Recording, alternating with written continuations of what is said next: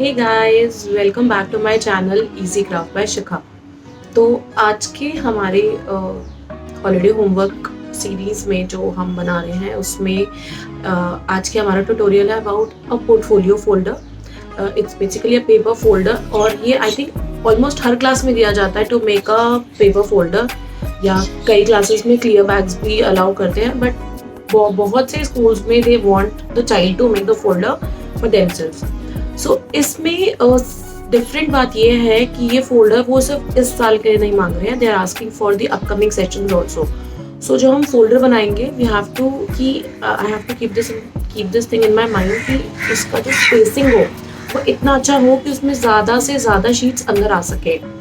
Purpose of the folder is to keep all the achievements of this child in that folder, कि throughout this session और आने वाले sessions में भी बच्चे ने जो भी चीज़ें अचीव करी है, कोई भी उसकी अचीवमेंट है किसी भी एक्टिविटीज़ में, तो वो पोर्टफोलियो फोल्डर में रखा जाए। सो सेकंड थिंग जो फोल्डर बनाने का एक और थीम बेसिकली है कि जो फ्रंट पेज होगा वो बच्चे की पर्सनालिटी या उसकी जो लाइक्स है उसको डिपेक्ट करना चाहिए। तो मैंने कुछ यही सोचकर जो फ्रंट पेज है वो बनाया है। वो क्या है वो हम लास्ट में देखेंगे कि कैसे उसको डेकोरेट करते हैं। तो क्या क्या मटेरियल यूज किया है मैंने इस फोल्डर को बनाने के लिए, उसमें है handmade sheet, A4 size sheets colourful, glitter sheets या स्पार्कल शीट्स हम उन्हें बोलते हैं, फेविकॉल, स्केल, सिजर। इन सारी चीजों को यूज कर मैंने ये फोल्डर बनाया और इसको बनाने में मुझे लगे केवल 30 मिनट्स। यस, बहुत ही इजी है एंड बहुत स्पेशियस फोल्डर बनता है ये। So shall we begin now? Let's go. सबसे पहले जो हैंडमेड शीट है मैंने उसको हाफ में कट कर लिया है। एक हाफ को मैं फोल्डर के बनाने के लिए यूज़ करूँगी, जो फोल्डर के फोल्ड्स हैं। तो उसको स्ट्रॉन्ग करने के लिए, ऑल्दो हैंडमेड शीट बहुत स्ट्रॉन्ग होती है, अच्छी खासी मोटी होती है, बट स्टिल उसको और थिकनेस देने के लिए मैंने 2 शीट्स ली हैं जिनको मैं उसके दोनों फ्लैप्स पर पेस्ट कर दूँगी।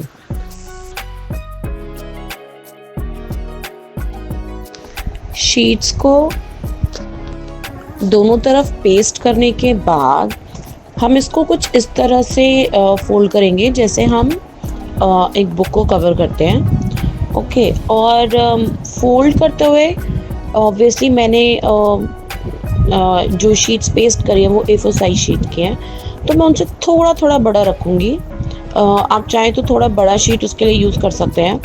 तो जब मैं फोल्ड करूँगी तो थोड़ा थोड़ा स्पेस छोड़ के फोल्ड करूँगी, और जो मिडल सेक्शन है इस A4 साइज हैंडमेड शीट का, जहाँ पे शीट पेस्ट नहीं करी है हमने, वहाँ पे फोल्डिंग नहीं होगी, वो पूरा पोर्शन ऐसे ही रहेगा।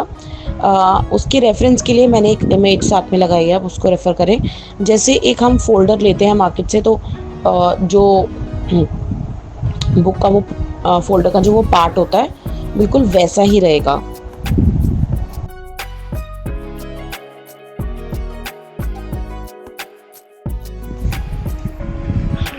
तो स्पेस देकर फोल्डिंग करने का पर्पस ये है कि जो शीट्स हम इसमें डालेंगे वो सारी A4 साइज शीट्स होंगी। जो भी हम मटेरियल या जो भी पोर्टफोलियो प्रोफाइल में बच्चे के अचीवमेंट्स डाल जाएंगे, मोस्टली वो सब A4 साइज शीट्स जितनी होती हैं। तो अगर साइज़ थोड़ा उससे बड़ा होगा तो आप कितनी भी चीज़ें डालेंगे वो आराम से उसके अंदर आ सकती हैं, और अगर पूरा A4 साइज शीट का रखेंगे तो फिर वो इसके अंदर इंसर्ट नहीं होगी। इसलिए इसको हम थोड़ा स्पेस देके फोल्ड करेंगे।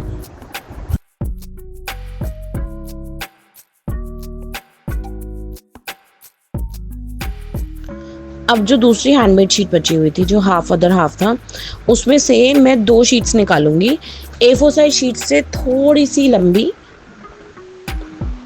उसको निकालेंगे।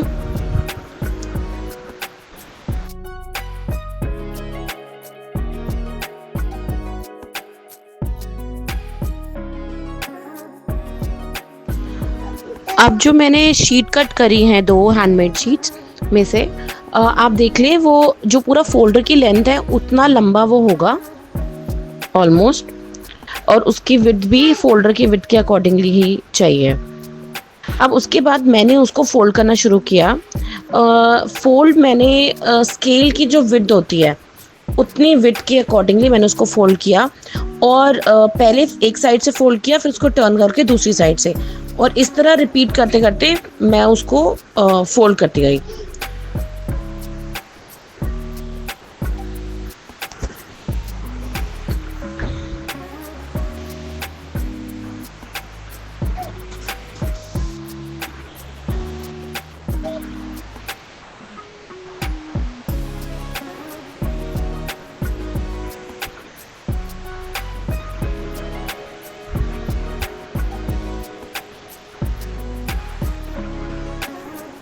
और यही सेम प्रोसीजर जो मेरी सेकंड शीट है मैं उसके साथ भी फॉलो करूँगी, उसको भी इसी तरीके से फोल्ड कर दूँगी।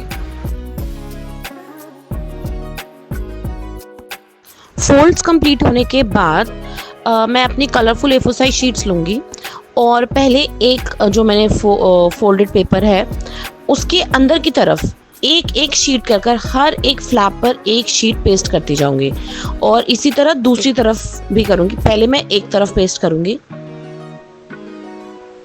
हर एक फोल्ड के अंदर एक शीट पेस्ट होगी।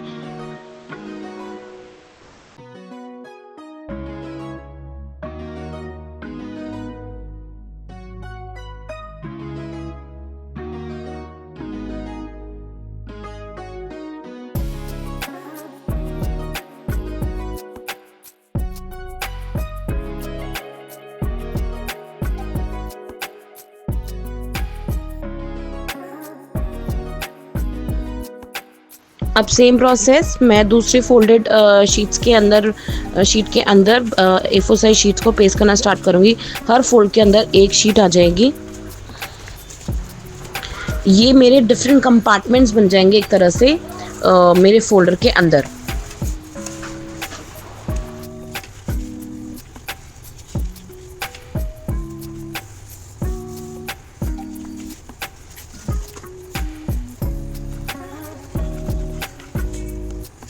ये होने के बाद अब मैं जो मेरी शीट्स हैं उनको मैं फोल्डर के अंदर पेस्ट कर दूंगी।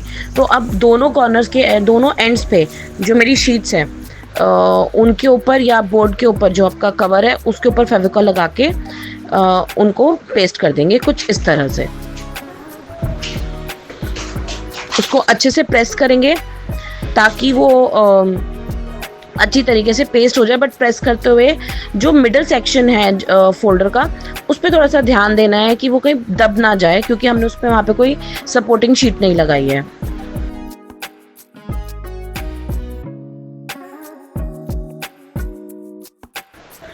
आप देख सकते हैं कि कितने अच्छे से ये अंदर एक कंपार्टमेंट्स बन गए हैं और इसके अंदर कितने अच्छे से सारी चीज़ें जा सकती हैं।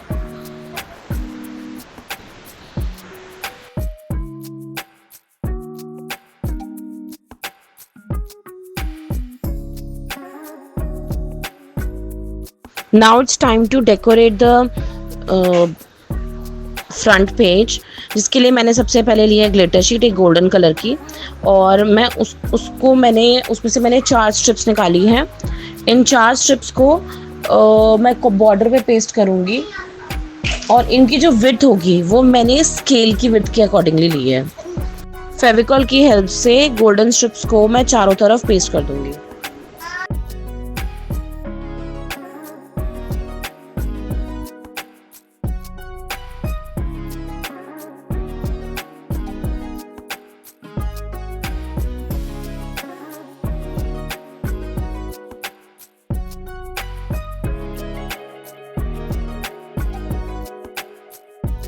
अगर आपके पास ग्लिटर शीट अवेलेबल नहीं है तो आप पेस्टल शीट्स जो होती हैं, जो कलरफुल A4 साइज शीट्स होती है, उनकी भी स्ट्रिप्स पेस्ट कर सकते हैं। Just to add some more glitters to the folder मैंने ये ग्लिटर शीट यूज़ करी है, अदरवाइज आप नॉर्मल शीट से भी इनको डेकोरेट कर सकते हैं। डेकोरेट करते हुए मैंने आपको पहले ही बताया था कि हमें एक थीम दी हुई है कि बच्चे की पर्सनालिटी या उसकी लाइकिंग्स को डिपिक्ट करना चाहिए सीन। तो जिस बच्चे का ये फोल्डर है, he loves to play cricket, इस पर मैं क्रिकेट से रिलेटेड कुछ बनाने वाली हूँ।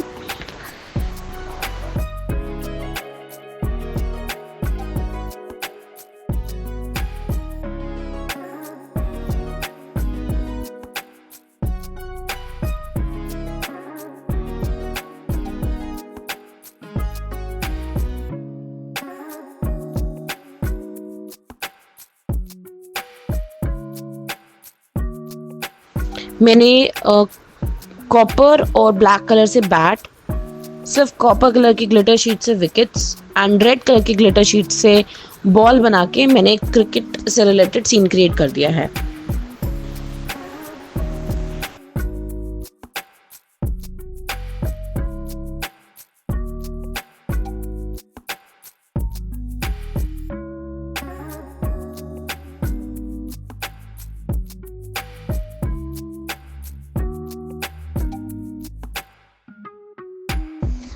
तो जब आप अपने बच्चों के लिए ये फ़ोल्डर बनाएं तो उनकी विश, उनकी लाइकिंग्स के अकॉर्डिंग आप ये फ़ोल्डर डेकोरेट कर सकते हैं। मैंने ऊपर का स्पेस राइटिंग पार्ट के लिए छोड़ दिया है, तो जो भी डेकोरेशन है वो नीचे के लिए ही रखी है।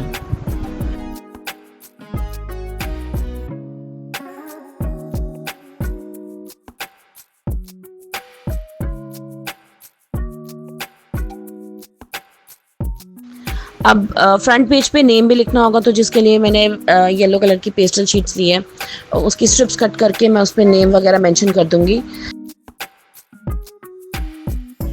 लास्ट में फोल्डर को क्लोज कैसे करना है उसके लिए मैंने जो मेरी हैंडमेड शीट थी उसी की 2 स्ट्रिप्स ली हैं। जैसे बकल होता है, एक से मैं उसका बकल बना रही हूँ और एक स्ट्रिप बैक साइड से आएगी बकल के अंदर जाने के लिए। तो एक स्ट्रिप फ्रंट में लगेगी और एक बैक साइड से आएगी, और जो बैक साइड से स्ट्रिप आ रही है उसके एंड पर मैंने ग्लिटर शीट का छोटा सा पार्ट लगा दिया है, सो दैट वो बकल से बाहर ना निकले।